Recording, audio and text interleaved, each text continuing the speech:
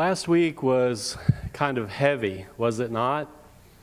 We were commemorating the 15th anniversary of 9/11, and so it's a bit more somber. And you may have noticed that I did not begin my sermon last week with a joke. I know Stephen noticed, because today is a different story. So we're gonna start out this way. Have you ever had a problem that was difficult to solve, or as I like to say, fix? Have you ever had a problem that's difficult to fix? You don't even have to raise your hand. Sometimes you need to think outside of the box when you have a problem like that. And here's a good example. Recently, there was a school somewhere in America that was faced with a unique problem. A number of 12-year-old girls were beginning to use lipstick, and they were putting it on in the bathroom. That was great. But after they put on their lipstick, they would press their lips to the mirror, leaving dozens of little lip prints. And every night, the custodian would remove them, only to find that the next day, the girls would put them right back up there. Finally, the principal decided something has to be done. So she called all the girls to the bathroom to meet the custodian. And she explained that these lip prints were causing a major problem for the custodian each and every night, because he had to clean the mirrors every day, every night.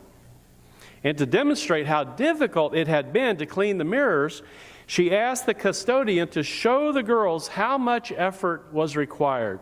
And so he took out a long-handled squeegee, dipped it in the toilet, and cleaned the mirror with it.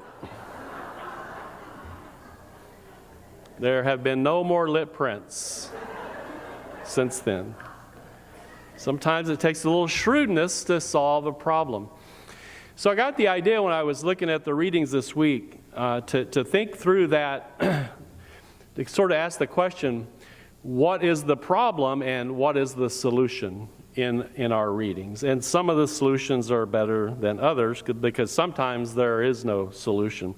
We're going to begin with our reading from Jeremiah. The Israelites have a huge problem.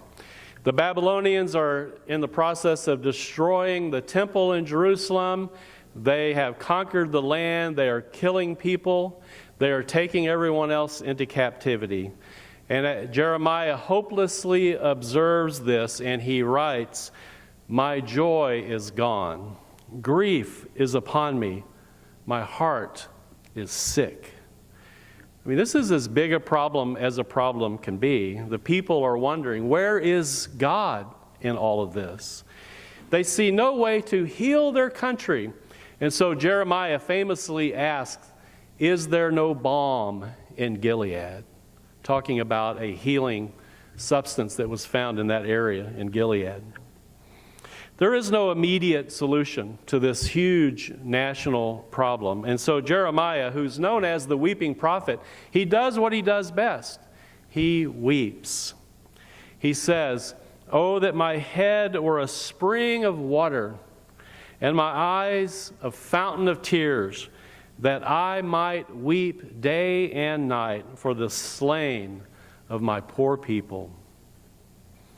Crying may not seem like a good solution to a problem, and yet we know that crying can be therapeutic, right? A good cry makes us feel better. It may not help us to feel better immediately, but research says about an hour and a half after a good cry, you feel better. And so the next time a problem presents itself to you, and it's simply too big to fix, let out a good cry. It won't solve the problem, but it will help you deal with it emotionally.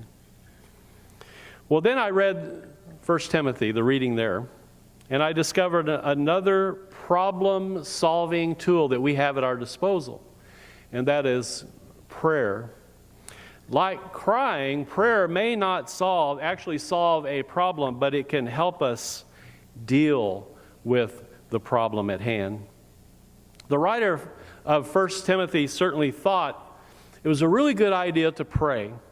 And so he urges his readers to make supplications, prayers, intercessions, and thanksgivings for everyone, and this is interesting, including kings and all who are in high positions.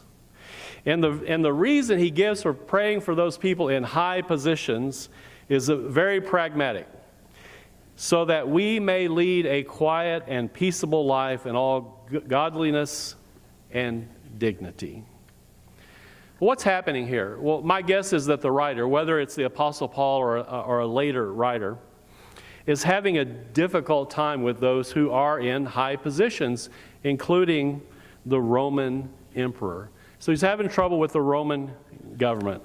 This is a huge problem for him because he's been in prison. I mean, Paul had a lot of trouble with the government. So what do you do when the government is actively working against you? When they are oppressing you, when they're persecuting you, when you're in danger for your life? What do you do about that? Did the writer here think that his life would go better if he put the word out there to pray for the leaders of the empire? Did he expect that the prayers of the people would have some kind of calming effect on these leaders, which would help everyone to have a quiet and peaceful life or existence?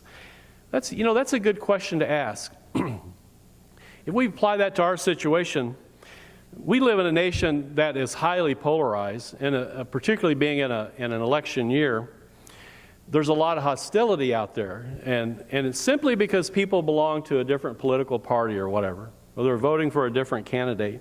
There's a lot of polarization and hostility. And it makes me wonder what would happen if everyone, regardless of political affiliation, would pray for those in power rather than seeing them as an enemy.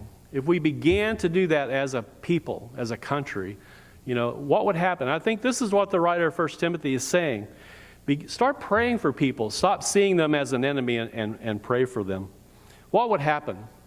The other day I found a reference to a really interesting paper that was published about a century and a half ago. It was way back in 1872. Francis Galton wrote this paper. It's entitled, and I love this title, Statistical Inquiries into the Efficacy of Prayer. That's something you would read, right? And he had a really interesting notion. I don't think anybody would write a paper like this today, but he wanted to compare the life expectancies of men in various professions, not women, not non-professional men, but only men in professional roles. Because he assumed in his research that the general public has a habit of praying for professional men. And so he began with the premise that they live longer because they're being upheld by prayers. What he discovered, though, was sort of the opposite. He found that clergy, who were all men back then, basically, and these are men, he said, you would expect were being upheld by numerous prayers from the people, right? He found that they did no better in terms of life expectancy than lawyers. And he assumed, rightly or wrongly, that no one is praying for lawyers, which I found. Again, it's an interesting paper. And even more, and this is really the crux of the matter, Galton discovered that members of the royal family, this is in England, they actually did worse in terms of life expectancy. He says, quote, despite churches habitually calling on their flocks to pray for reigning monarchs and their kin, that they were actually not living as long. Now, what I think Galton failed to consider was the possibility that many of the prayers that were offered for people in high positions in that day, the monarch, the government leaders, that they were prayers for their demise, not their prayers for health and longevity. But despite that study, I think we can safely say that when we are confronted with a problem of any kind, after a good cry perhaps, prayer is probably a good way to further help fix the problem, because prayer creates calmness in the person, a confidence, strength, courage, and hopefully much needed wisdom. So cry if you must, shed some tears, yell, scream, argue, complain, whine, but then resort to prayer. And yet at the end of the day, crying and praying can only get us so far, because if there is a way to fix the problem, and not all problems can be solved, but if there is a way, we have to do something. We have to be proactive. And this leads us to the third reading today, which is the parable Jesus told in Luke chapter 16. This is really a fun parable because people don't know what to do with this parable. But I thought I'd give it a crack. The main character in this parable seems to be on the surface an immoral person. They call him the dishonest or manager at times. But I beg to differ with that assessment. I think this individual became moral by cheating his boss. Now think about it, and you can quote me on that if you want. Preacher said you become moral by cheating your boss. Fine. And at the same time, he was able to solve a problem. Now here's the way I read this parable. Here's what happened. There was this wealthy man, he had a lot of property. And of course, you had a lot of property, you have to have people work the land. So he got a lot of people to work the land, and he had so many people doing that he had to hire a property manager, somebody to manage all of the accounts and so forth.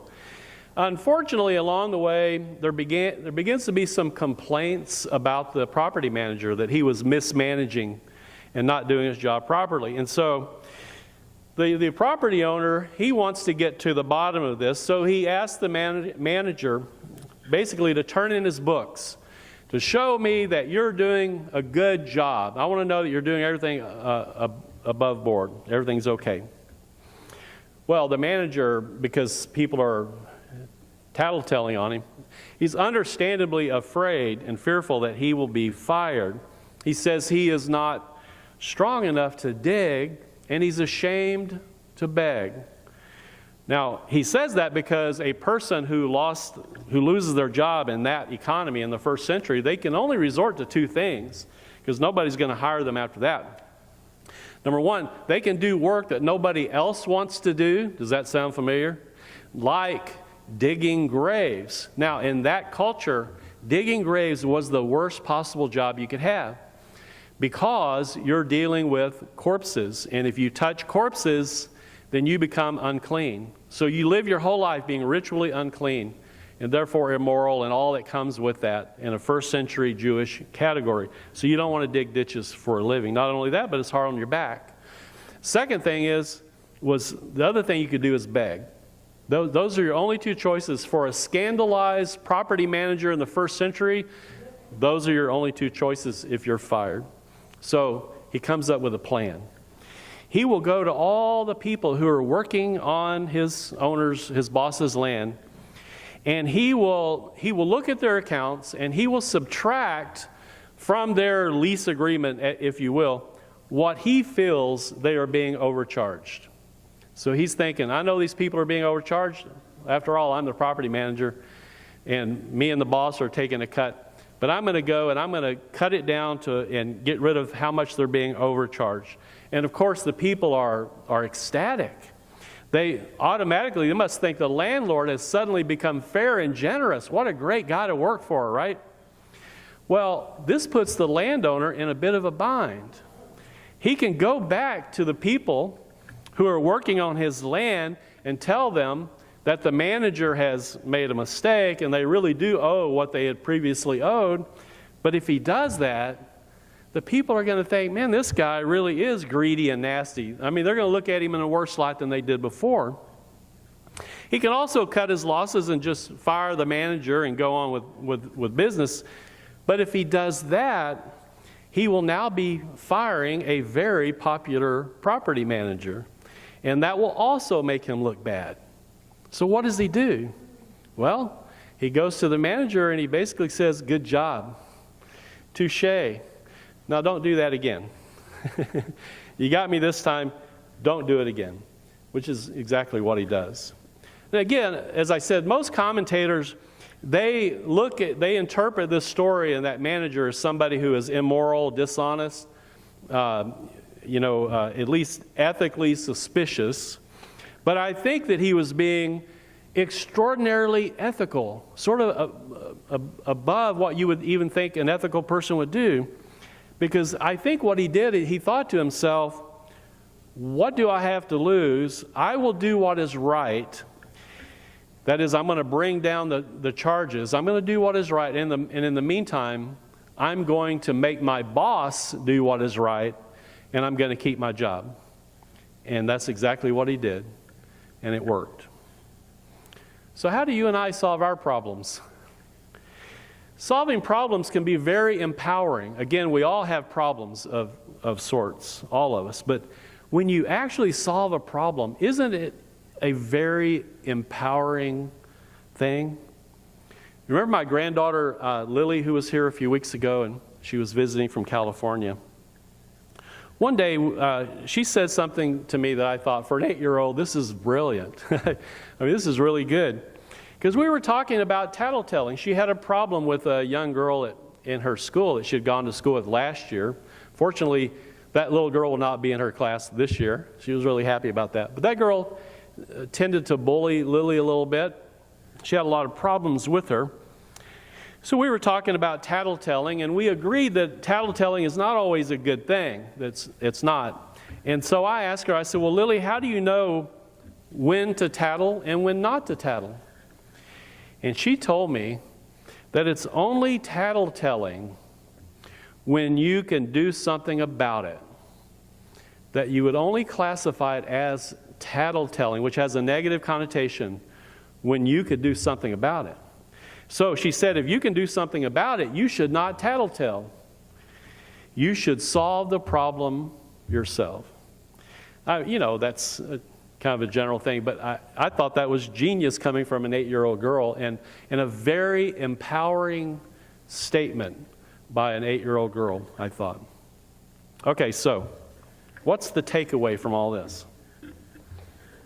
When a problem arises, big or small, our first response might be to cry or to whine or complain, and that's natural. Our second response should be to pray about it. We should always pray for calmness and courage and confidence and strength and wisdom and all that. It can't hurt. But then we can try to fix the problem. Of course, not all problems can be fixed. When I was driving to work this morning, I had the radio on, and somebody was interviewing a lady from the inner city of Chicago, I guess the South Side, and they were talking about all the violence. And the person on the radio said, well, what can we do to fix the problem? And this is a young woman who gave a very thoughtful response, but the bottom line was, you can't just fix it, because it took a long time to get that bad. It's going to take a long time to undo it, because it's a systemic thing. So it's very wise. So not all problems can just be fixed just suddenly like that. But with the ingenuity of a school custodian and the shrewdness of a desperate property manager, there just might be a solution waiting to be discovered. Amen.